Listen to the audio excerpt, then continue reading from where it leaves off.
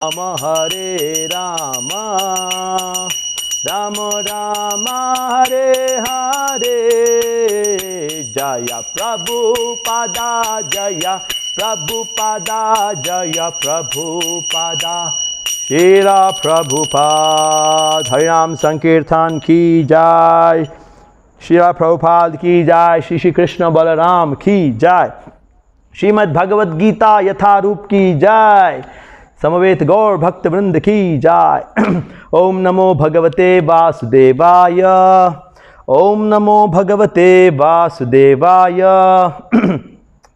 ओम नमो भगवते वासुदेवाय।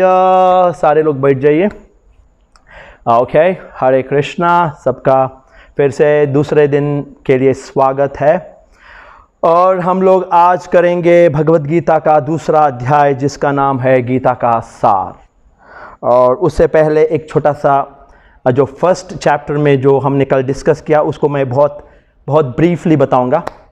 तो कल जो फर्स्ट चैप्टर में अर्जुन ने भगवान से कहा कि वो युद्ध नहीं लड़ेगा और अर्जुन के दृष्टिकोण से युद्ध लड़ना गलत है। उसने कई कारण बताए। उसने बताया कि पाप हो जाएगा और उसके मन में दया की भावना है जिनसे युद्ध कर रहा है, और फिर कुल का नाश होगा और गुरु को मारना नहीं चाहिए जो अपने रिलेटिव से जो पूजनीय है उन्हें मारना नहीं चाहिए। उन्होंने कई कारण बताए, लेकिन भगवान ने अर्जुन से कहा कि उसका दृष्टिकोण गलत है। और भगवान ने अर्जुन को बोला कि अर्जुन तुम अपना दृष्टिकोण को हटाओ और मेरे दृष्टिकोण से देखो और युद्ध करो। तो भगवान ने अर्जुन को बोला कि युद्ध दृष्टिकोण को बदलो, क्योंकि जब अर्जुन ने अपना दृष्टिकोण से देखा तो क्या हुआ अर्जुन के साथ? अर्जुन एक दुखी हो गया, क्योंकि अर्जुन के सामने इतने कारण थे युद्ध न करने के, और उन कारणों के वजह से अर्जुन दुखी हो गया, डिस्टर्ब हो गया और रोने लगा। एक्चुअली अर्जुन के आंखों में आंसुएं थी। तो भगवान ने कहा कि अर्जुन तुम मेरा दृष्टिकोण लेके युद्ध लड़ो। जैसे कि भगवान अर्जुन के द्वारा हमें बता रहे हैं कि हमें इस संसार को भगवान की दृष्टिकोण से देखना है। अगर अपने दृष्टिकोण से संसार को देखा तो क्या होगा? हम लोग इस संसार में फंस जाएंगे, क्योंकि ये संसार को भगवान ने बोला कि ये दुख का आलय है। ये कोई मजे की बात नहीं है कि यहाँ मजे नहीं आ रहे। लोग यहाँ कष्ट से जी रहे हैं, लोगों के लाइफ में प्रॉब्लम्स है, लोग यहाँ सुखी नहीं है।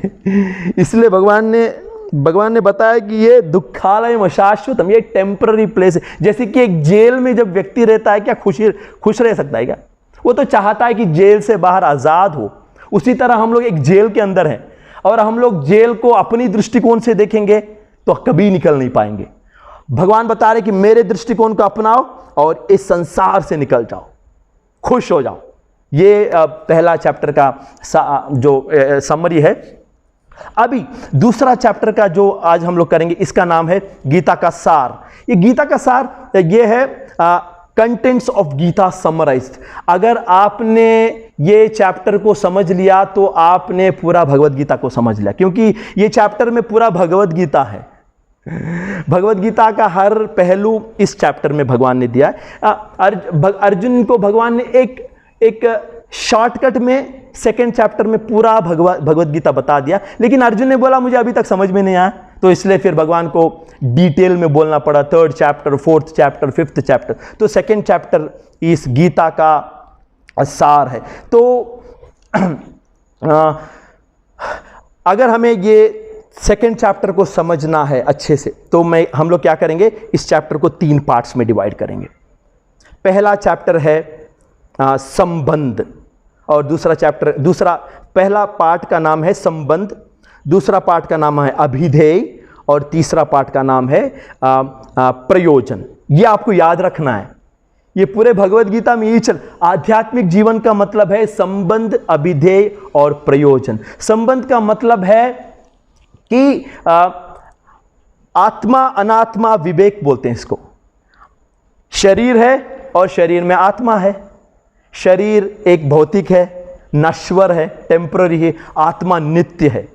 तो ये समझना बहुत ज़रूरी है कि एक शरीर भी है और आत्मा है, लेकिन शरीर तो टेम्पररी है, उसको ज़्यादा ध्यान देने की ज़रूरत नहीं है। हालांकि हम शरीर में है, उसको देखना है, लेकिन आत्मा इंपॉर्टेंट है। आत्मा ना, और एक इंपॉर्टेंट बात संबंध में यह है कि आत्मा और भगवान के बीच में जो संबंध है वो एक गहरा संबंध है।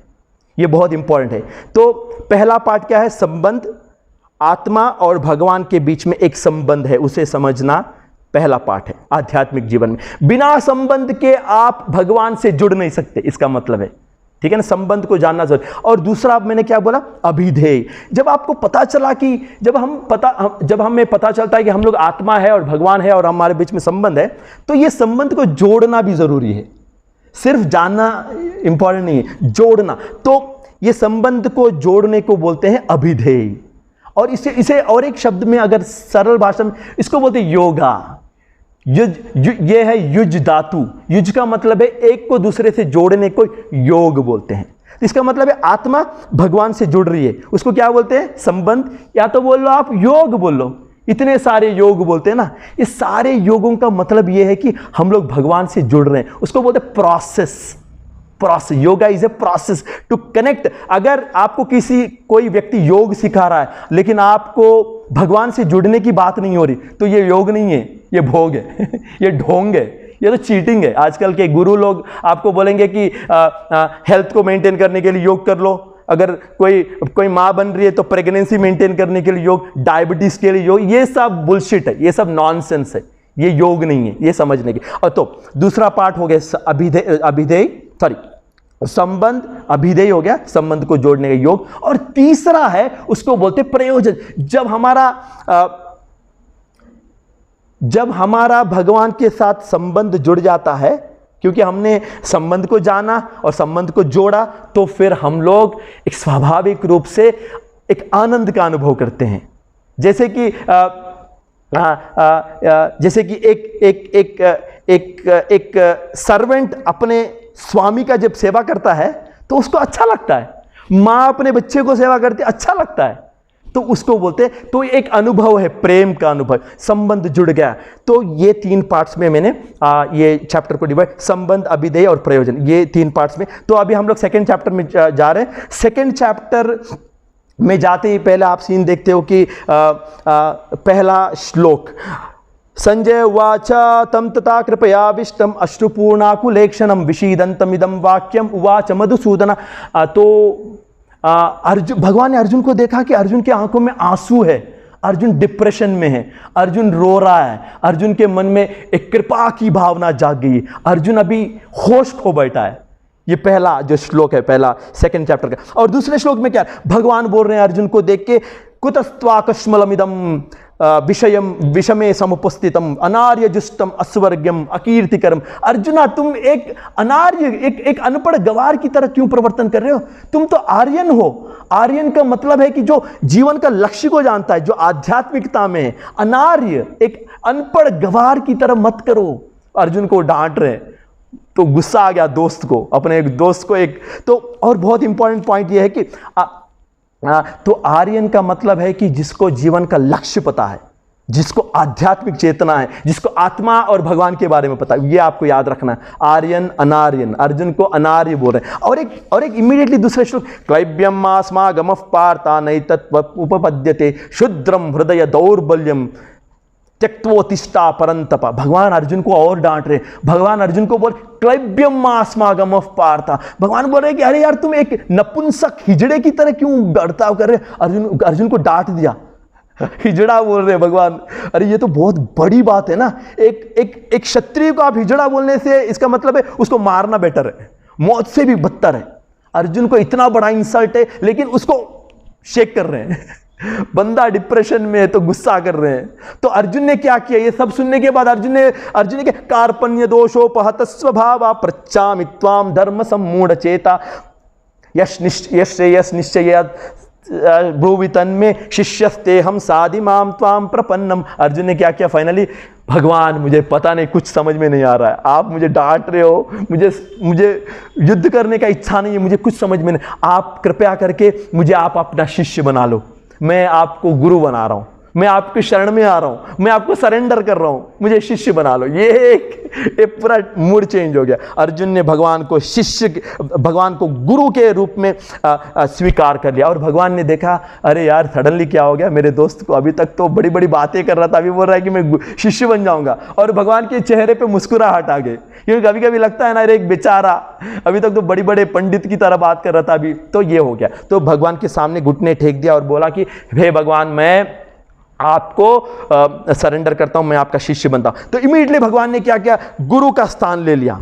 और भगवान बोलते हैं, अशोचानन्वशोचस्त्वाम प्रज्ञावादांश गता शून्यगता सूंचा नानुशोचन्ति पंडिता। अर्जुन को डांट रहे कि तुम तो बड़े पंडित की तरह बात कर रहे हो, लेकिन तुम्हें यहां एक्चुअली ये जो श्लोक है मैंने पढ़ा, वो है 2nd चैप्टर का 11वां श्लोक है।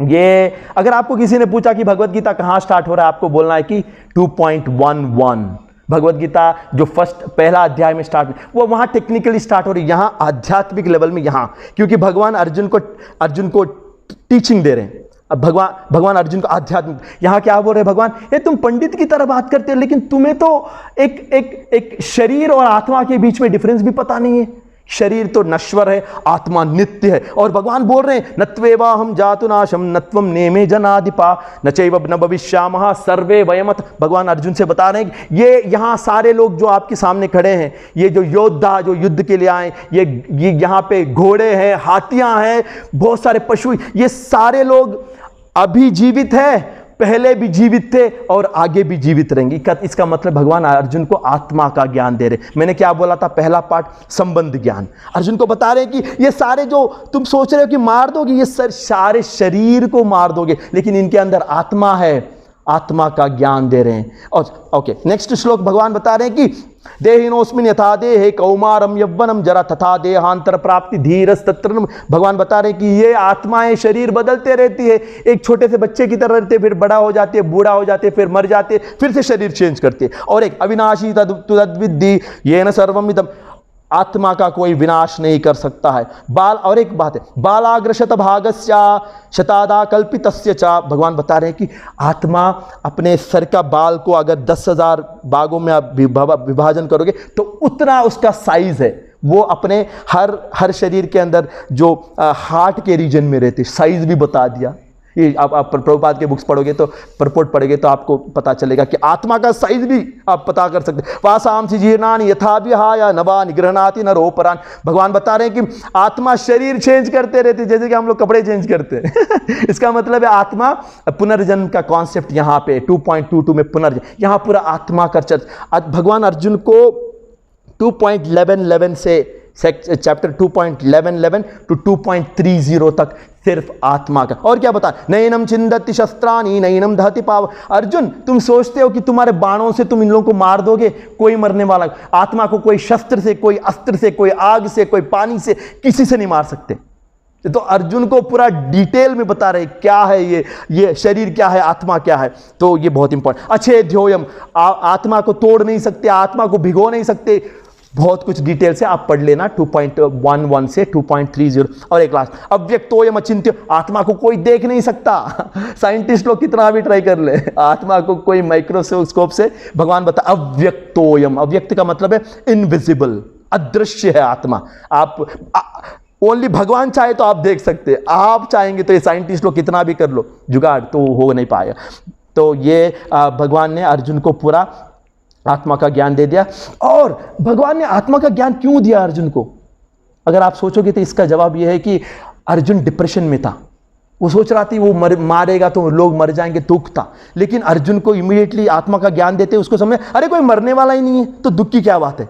तो अर्जुन के सारे भौतिक सवाल थे, पाप लगेगा, मारे जाएंगे तो मुझे बहुत दुख हो रहा है, मुझे बहुत करुणा आ रही है, ये सब जो भौतिक सवाल, उसके जवाब भगवान ने ये आत्मा के बारे में दे। और एक तो है अर्जुन डिप्रेशन में था, अर्जुन को ये ज्ञान मिलते खड़ा हो गया और बोला कि भगवान ऐसा है क्या, आत्मा है क्या।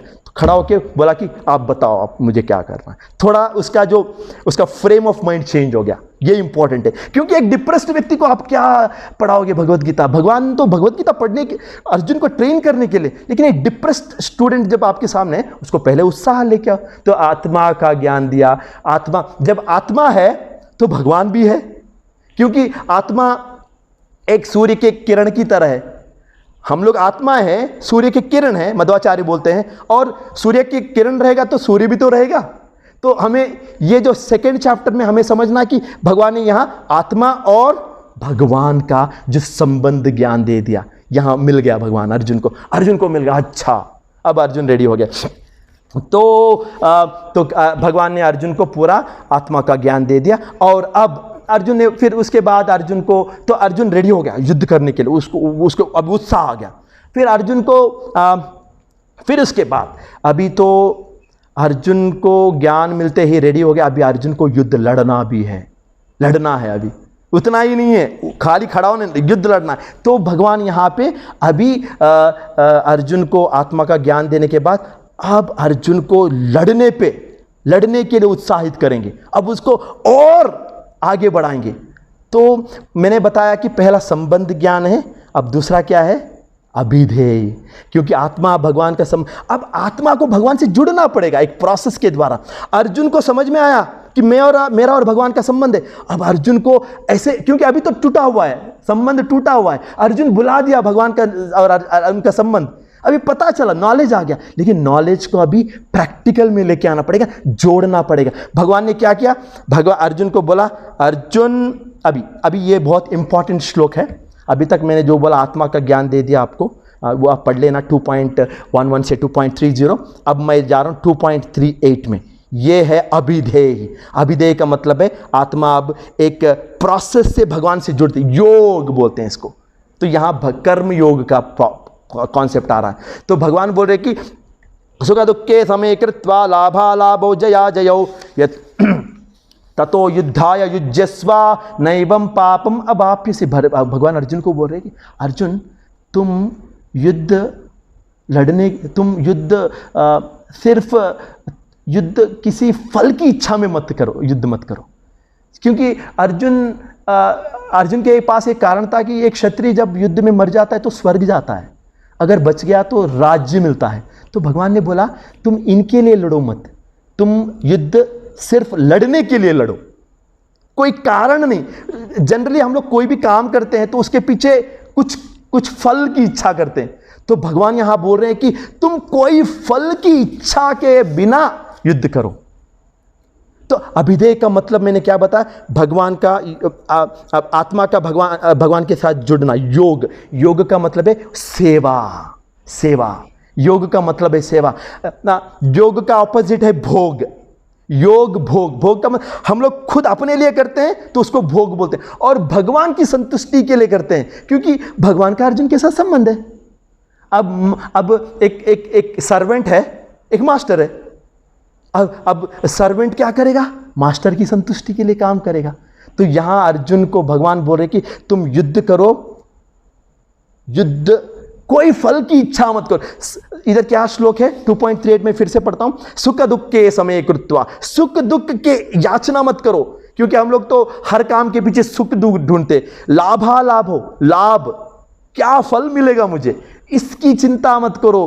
काम मेरे लिए करो, क्योंकि मैं तुम्हारा स्वामी हूं, तुम मेरे दास हो, तो हमारा संबंध है, तुम्हें पता चल गया। अब वो संबंध को प्रैक्टिकली अप्लाई करो। कैसे अप्लाई करोगे? अर्जुन क्या करेगा? अर्जुन भगवान की सेवा करेगा। और भगवान की सेवा क्या है यहां पे? क्या सेवा है यहां पे? युद्ध करना। और युद्ध क्यों करेगा? भगवान की संतुष्टि के लिए करेगा। पहला क्या था? अर्जुन के मन में स्वार्थ था। अरे मैं युद्ध करूंगा तो शायद जीतूंगा तो एंजॉय करूंगा, अगर मर भी जाऊंगा तो स्वर्ग जाऊंगा। ये आर्ग्यूमेंट्स भौतिक लेवल पे। लेकिन यहां जो संबंध ज्ञान के बाद अभिधेय जो आता है, कनेक्शन, योग जो आता है, वो निस्वार्थ है। स्वार्थ नहीं। निस्वार्थ का मतलब है खुद के लिए नहीं, मेरे मालिक के लिए, भगवान के। आत्मा भगवान के लिए काम करती है। योग का मतलब क्योंकि क्यों काम करती है? निस्वार्थ भावना से। क्योंकि एक गहरा संबंध है। जैसे कि मां अपने बच्चे की सेवा करती है। क्यों करती है? कि वो बड़ा हो के मेरे लिए पैसे कमाए, मेरे घर लिए नहीं, वो तो प्रेम से करती है, क्योंकि वो सेवा है, सेवा में ही निस्वार्थ हो सकता है। तो भगवान से जुड़ने के लिए हमें सेवा को लेके आना पड़ेगा, इसलिए कर्मयोग बोलते हैं इसको। तो यहाँ भगवान ने क्या किया, पहला आत्मा का ज्ञान दिया, संबंध को बताया, और फिर सेवा, ये भगवान और आत्मा जुड़ रही है सेवा की भावना से, निस्वार्थ, जहाँ अपनी कोई खुशी की कामना नहीं, भगवान की खुशी की कामना है।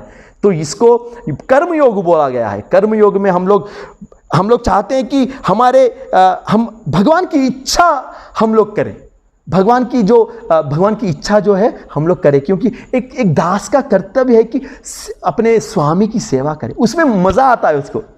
सच्चा मज़ा तो माँ को आता है जब अपने बच्चे की प्रेम करती है ना, कितना भी मुश्किल हो, माँ रात को उठ जाती है, सेवा करती है बच्चे का, कुछ नहीं चाहती है, उसका खुशी चाहती है। इसी तरह भगवान का हमारे साथ संबंध है, वो संबंध जानना बहुत, जब तक हम लोग संबंध नहीं जानेंगे ना, ये निस्वार्थता नहीं लेके आ सकते। निस्वार्थ जब बनेंगे जब संबंध हो। आपका प्रेमी का प्रेमिका के साथ संबंध रहने से है ना, उसको इंप्रेस करने की कोशिश करेगा, उसको खुश करने की। एक दास का अपने स्वामी के साथ संबंध पता चलने के बाद अगर दास भूल गया भगवान के साथ संबंध अपना, तो फिर वो डर जाएगा, क्योंकि मेरा कोई मालिक नहीं है। तो फिर उसको, इसलिए हम लोग अभी भगवान बता रहे हैं कि ये भौतिक संसार में हमारा दृष्टिकोण क्या है, स्वार्थ का दृष्टिकोण है, मैं एंजॉय करूंगा। लेकिन हम लोग भगवद गीता से भगवान हमें बता रहे हैं कि भगवान के साथ हम लोग जुड़े हैं, और हमारा धर्म है, हमारा स्वाभाविक अवस्था है भगवान की सेवा करें, निस्वार्थ भावना, उसको बोलते हैं कर्मयोग। तो ये बहुत इंपॉर्टेंट है। से 2.38 में आता है, और फिर इसके बाद बहुत श्लोक में भगवान यही कॉन्सेप्ट को आपको एक्सप्लेन करें। बहुत सारे श्लोक है, आपको पढ़ना पड़ेगा और समझना पड़ेगा कि ये निस्वार्थता क्या है, ये कर्मयोग है। पहला क्या था, संबंध ज्ञान, और ये अभिधेय है, अभिधेय। तो फिर इसके बाद जो ये चैप्टर के बाद ये अभिधेय को एक्सप्लेन करते हैं भगवान, जैसे कर्मयोग, ज्ञान योग, ध्यान योग, ये सारे प्रोसेस है। फिर मैं आपको समझाऊंगा, ये तो आपको बेसिक है। तो ये श्लोक में 2.547 भी आ रहा है, कर्मण्येवाधिकारस्ते मां फलेषु कदाचन मा कर्म। यहाँ भी योग का ही बात हो रहा है, यहाँ भी निस्वार्थ, क्योंकि भगवान बोल रहे कि तुम्हारा एक अधिकार है काम करने के लिए, लेकिन तुम्हारा फल पे कोई अधिकार नहीं है। फल कौन इच्छा करता है, स्वार्थी व्यक्ति इच्छा करता है। अगर हम लोग भगवान के लिए कुछ करेंगे और कुछ इच्छा करेंगे तो फिर सेवा नहीं रहेगा, वहां तो स्वार्थ हो गया। तो ये संबंध को समझ के हम लोग निस्वार्थ बनते हैं, ये आपको समझना है। ये मैं जो बार बार रिपीट करता हूं, निस्वार्थ आपको समझना है कि ये संबंध के आधार पे ही हो सकता है। अगर आपका भगवान के साथ संबंध नहीं है तो निस्वार्थ क्यों बनेंगे, निस्वार्थ नहीं बन सकते हम लोग निस्वार्थता के लिए। इसलिए भगवान ने संबंध ज्ञान दिया, फिर बताया कि ये संबंध ज्ञान के आधार पे काम करो और मेरे से जुड़ जाओ। फिर क्या होगा, भगवान प्रयोजन क्या मिलेगा, संतुष्टि। जब आत्मा भगवान से जुड़ जाती है सेवा में, और उसको मिलता है कृष्ण प्रेम का अनुभव करते हैं, माँ खुश हो जाती है। दास अपने मालिक की सेवा करके बहुत आनंद मिलता है। भगवान की सेवा जब आत्मा करती है योग में, तो आत्मा संत, क्योंकि हम आत्मा है, हमें इस संसार में भौतिकता में कभी आनंद नहीं मिलेगा, हमें इस सेवा में ही आनंद मिल सकता है। तो ये और सबसे इंपॉर्टेंट अभिधेय प्रयोजन में श्लोका नंबर आपको मैं बता रहा हूं। श्लोका नंबर, अर्जुन ने एक सवाल पूछा अभी, ये निस्वार्थता के बारे में भगवान ने अर्जुन को समझाने के बाद अर्जुन ने पूछा, भगवान आपने समझा दिया, ठीक है, मुझे आप एक बता सकते हो कि एक व्यक्ति जब आपसे योग में जुड़ जाता है तो उसके लक्षण क्या है? क्योंकि भगवान ने बोला कि जुड़ने का प्रोसेस बताया अर्जुन ने पूछा, ठीक है, अगर कोई है जो आपसे जुड़ गया योग से, निस्वार्थ बन गया, आपकी सेवा में उसका मन है, आपकी इच्छा उसकी इच्छा है, तो उसके लक्षण क्या है, कैसे चलता है, क्या करता है, कैसे बात करता है? वो श्लोक का ये श्लोक है, अर्जुना स्थित प्रज्ञस्य का भाषा समाधिस्तस्य केशवा स्थितदी किम पुरु प्रभासेता किम आसेत व्रजेत किम। तो भगवान से अर्जुन अच्छा सवाल पूछा, क्या लक्षण बताओ। तो ये श्लोक नंबर 2.554 में अर्जुन ये बहुत सुंदर सवाल पूछा। तो भगवान ने उसका जवाब दिया 2.55, 56, 57, 58 में। मैं पढ़ूंगा 2.56 से 58 तक। आप भी पढ़ लेना ये ओके। प्रजाहति यदा कामान सर्वान पार्थान मनोगतान आत्मनेवात्मना तुष्टः स्थित प्रज्ञस्तदोच्यते। तो एक व्यक्ति जब निस्वार्थ हो जाता है तो भौतिक सुख में उसको भौतिक सुख में आनंद नहीं मिलता, वो उसको छोड़ देता है क्योंकि उसमें मज़ा ही नहीं, उसको पता चल गया भगवान की सेवा में आनंद है। तो वो क्या करता है, वो उसको संतुष्टि मिलता है, एक संतुष्ट रहता है, उसका मन शांत हो जाता है। एक निस्वार्थ व्यक्ति, भगवान बता रहे प्रजाहति यदा सर्वान पार्थान मनोगता, मन में जो भौतिक इच्छाओं की भोगने की इच्छाएं खत्म हो जाती है। और आत्मनेवात्मन तुष्टः, तुष्टः वर्ड बहुत इंपॉर्टेंट है। हम लोग जब सेटिस्फाई होंगे ना तो मन शांत होगा, मन शांत होगा तो फिर क्या होगा, आनंद का अनुभव करते हैं। आप इस भौतिक संसार में कितने भी कमा लो, आप बोल सकते हो कि मैं खुश हूं, लेकिन आप कभी नहीं बोल सकते कि मैं सेटिस्फाइड हूं। संतुष्टि नहीं मिलेगा। करोड़पति के करोड़पति अंबानी जी, अदानी जी, दुनिया के सारे रिच पर्सन बोलेंगे कि मैं खुश हूं, खुशी तो, लेकिन आप संतुष्ट हो? अरे यार, संतुष्टि कुछ और चीज है, लेकिन असली सुख तो संतुष्टि से ही मिल सकता है, क्योंकि संतुष्ट होता है तो मन शांत होता है, मन शांत होता है, असली आनंद का अनुभव। तो भगवान ने बोला कि एक व्यक्ति जब भगवान का प्रेम जो प्रयोजन मिलता है तो संतुष्ट हो जाता है वो। अरे दुःखेष्वनुदिग्नामनः सुखेषु विगतस्पृहा वीतरागभय क्रोधा स्थितधिर्मुनि उच्यते। स्थितधि, ये एक व्यक्ति जो सेल्फ रियलाइज, आत्म साक्षात्कार, जिसे भगवान का प्रेम प्राप्त हुआ, वो क्या, दुख और सुख में एक समान रहता है। हम लोग अभी देखो भौतिकता में, स्वार्थी व्यक्ति क्या होता है, सुख मिलते ही बहुत घमंडी हो जाता है और दुख मिलते ही डिप्रेशन में चल जाता है। लेकिन एक व्यक्ति जो भगवान से जुड़ जाता है योग में, वो सदा संतुष्ट, दुख सुख कुछ नहीं है उसको, ये भौतिक सुख दुख तो उसको लगता ही नहीं है। ये और एक सिम्टम है। दुखेषु अनुद्विग्नामना सुखेषु, आप पढ़ लेना ये श्लोक में, यह सर्वत्र, ओके, ये पॉइंट है। और यदा संहारते चायम पूर्वो अंगा, यहाँ और एक एग्जाम्पल 2.5 में बता रहे कि एक टॉर्टोइस की तरह है, एक डिवोटी जब भगवान की सेवा है तो वो अपने पैर को बाहर कर लेता है और वो सेवा करता है। और जब भौतिक संसार है ना, यहाँ हर जगह पे आप पैर, हाथ पैर नहीं मार सकते, एक कूर्मत की तरह बना है। जब भगवान की सेवा है तो भगवान की सेवा में अपने इंद्रियों को लगाता है, अदरवाइज चुपचाप। तो अच्छे एग्जाम्पल दिया। तो ये आपको पढ़ना है। तो अर्जुन ने ये सवाल का जवाब में भगवान ने बहुत सारे श्लोक में भगवान ने बताया कि ये सिम्टम्स है। एक व्यक्ति जो भगवान से जुड़ गया और उसको भगवान का प्रेम प्राप्त मिल गया, तो ये 2.55 से 2.58 तक देख लेना, आप पढ़ लेना। और राग द्वेष विमुक्तो विषयान इंद्रियैश्चरन् आत्मवश्यैर् विधेयात्मा प्रसादम अधिगच्छति, भगवान का कृपा मिलता है। और क्या, प्रसादम अधिगच्छति, प्रसाद का मतलब है कृपा। हम लोग ये आप पढ़ लेना, प्रभुपाद का परपोर्ट भी पढ़ लेना इसमें। और एक है एषा ब्राह्मी स्थित पार्था नैनं प्राप्य विमुह्यति स्थित्वास्यमन्तकालेऽपि ब्रह्म निर्वाणम रक्षति। अगर भगवान, लास्ट श्लोक है ये 72, आज का लास्ट श्लोक है, हम लोग एंड में पहुंच गए।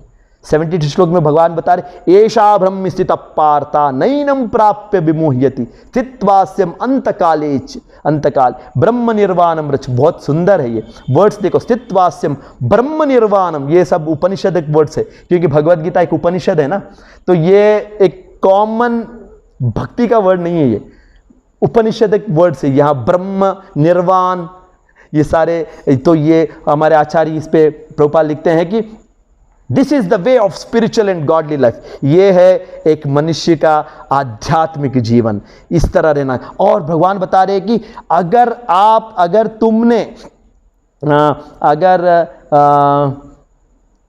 अगर ये चेतना में हमने हमारे पूरा जीवन निकाल दिया, तो भगवान बता रहे कि ये जो व्यक्ति को प्रेम प्राप्त हुआ, ये चेतना सारा जीवन अगर उसने कंटिन्यू किया तो उसको क्या होगा, one can enter into the kingdom of God. भगवान बता रहे हैं कि इस चेतना में जो व्यक्ति सदा अपना जीवन बिताता है, वो कहां पहुंच जाता है, ब्रह्म निर्वाणम, भगवान के धाम पहुंचता है। देखो, ये है, भगवान ने कंक्लूड किया।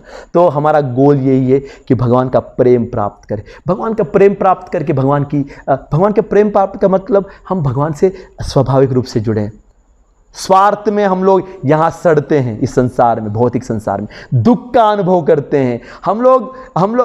इसलिए भगवान ने पहला चैप्टर में बताया, दृष्टिकोण बदलो, भोग का दृष्टिकोण छोड़ो, योग की दृष्टिकोण लो। योग का मतलब है जुड़ना, एक को दूसरे से जोड़ने को योग बोला गया है। तो भगवान ने ये जो सेकंड चैप्टर में पूरा एक्सप्लेन कर दिया, और अंत में भगवान ने बोला ये चेतना जो पूरा जीवन लेके जाता है, तो फिर वो भगवान के धाम, अंतकाले भी ब्रह्म निर्वाणम रचित। आपको ये प्रभुपाद का जो परपोट है, तात्पर्य आप पढ़ना पड़ेगा, समझना पड़ेगा। लेकिन ये जो सेकंड चैप्टर पूरा भगवद गीता, मैंने आपको पूरा भगवद गीता बोल दिया। संबंध, अभिधेय, प्रयोजन, इसको समझ। अगर आपको किसी ने पूछा स्पिरिचुअलिटी क्या है, आपको बोलना है संबंध ज्ञान, मेरा भगवान के साथ संबंध है, और संबंध को जोड़ने के लिए योग है, निस्वार्थ भावना से सेवा करना है, और लास्ट में मुझे क्या मिलेगा? सेवा से मिलेगा प्रेम। भक्ति का मतलब है प्रेम, भक्ति का मतलब है सर्विस, एक ही वर्ड है। भक्ति को अगर आप एक वर्ड में अंडरस्टैंड करोगे, भक्ति को सेवा बोलते हैं। और अगर भक्ति को अगर 2 वर्ड में आप समझने की कोशिश करेंगे, आप क्या बोलोगे? श्रवणम कीर्तनम, भगवान के बारे में सुनो, भगवान के बारे में बोलो। जो हम लोग कर रहे हैं, आप सुन रहे हो, मैं बोल रहा हूँ, ये भी सेवा है। ये भी भक्ति है। तो ये बहुत सुंदर चैप्टर है, आपको पूरा समझ में। मैं इसको आपको थोड़ा सा ये जो श्लोक संख्या क्या है मैं बताऊंगा। श्लोका नंबर 1 से श्लोका नंबर 10 तक अर्जुन का जो मेंटल डिस्टर्बेंस था उसके बारे में एक्सप्लेनेशन है, और भगवान को अर्जुन ने सरेंडर किया। Shloka number 1 to 10 Arjun surrenders, ये कॉन्सेप्ट। और श्लोका नंबर 11 to 30 मैंने बोला आत्मा का ज्ञान, वो बोलते संबंध ज्ञान। और श्लोका नंबर 31 to 53 वो है अभिधेय, प्रोसेस, जो भगवान से जुड़ना, योग। उसमें भगवान ने एक्सप्लेन किया, निस्वार्थता से मेरे लिए करो, मुझे स्वामी समझ के मेरी सेवा करो, संबंध ज्ञान के आधार। और last shloka number 54 to shloka number 72 एक व्यक्ति जिसको भगवान का प्रेम प्राप्त हुआ, उसके लक्षण भगवान ने बताए। और फाइनली श्लोका नंबर 72 में भगवान ने बताया कि ये चेतना में जो व्यक्ति जीवन को बिताता है, वो भगवान के धाम प्राप्त कर लेता है। और जीवन का लक्ष्य ये है कि हम लोग भगवान को प्राप्त करें। भगवान को प्राप्त करने का मतलब है भगवान की सेवा करें। या तो अभी जब तक इस शरीर में भौतिकता में हो, यहाँ करो, और भगवान किसके शरीर के बाद अगर भगवान चाहेंगे तो हम लोग भगवान के धाम में उनकी कृपा अगर मिल गई, क्योंकि हमारा प्रयास एक तरफ है, और फाइनली भगवान की कृपा से ये संभव है। कुछ भी कर लो, आप प्रोसेस फॉलो कर लो, फाइनली आपको याद रखना है कि भगवान की कृपा है। तो हम लोग ये प्रयास से भगवान की कृपा की आशा करते हैं। और फाइनली जब भगवान देखते हैं कि हम लोग, जैसे कि बच्चा रोता है तो माँ तो फिर आएगी ना। तो हमारा प्रयास एक रोने की तरह है, और हम लोग प्रयास करते रहते हैं। ये सारा प्रोसेस प्रयास है, और भगवान जब हम पे कृपा करते हैं, हमारे प्रयास को देख के फिर भगवान हमें कृपा देते हैं और हम धाम बुला लेते हैं। हरे कृष्णा, सबका धन्यवाद। ये सेकेंड चैप्टर का जो आज हमने कंक्लूड किया, मैं समझता हूँ कि आपको थोड़ा आइडिया आ गया कि क्या है भगवद गीता। ये भगवद गीता का पूरा सार है, सेकेंड चैप्टर। तो आपका बहुत धन्यवाद। आपका कोई सवाल है तो फिर आप वीडियो में आप मुझे मैसेज कर सकते हैं, जो ग्रुप में मैसेज कीजिए, तो हम लोग फिर देखते हैं, कोशिश करेंगे कि इसका जवाब दें। लेकिन आपको बेसिकली एक आइडिया आ गया कि क्या भगवद गीता, क्या चल रहा है। दृष्टिकोण को बदलो संसार के प्रति। हम एक हर व्यक्ति का एक दृष्टिकोण है, भगवान का दृष्टिकोण से चलो जीवन में। ये भगवद गीता का दृष्टिकोण लो और संसार से छुटकारा पाओ। संसार से छुटकारा, भगवान की प्रेम की प्राप्ति करो, ऑटोमेटिकली संसार का छुटकारा मिल। मोक्ष नहीं चाहिए, प्रेम चाहिए, क्योंकि प्रेम के साथ मोक्ष फ्री मिलेगा आपको। हरे कृष्णा।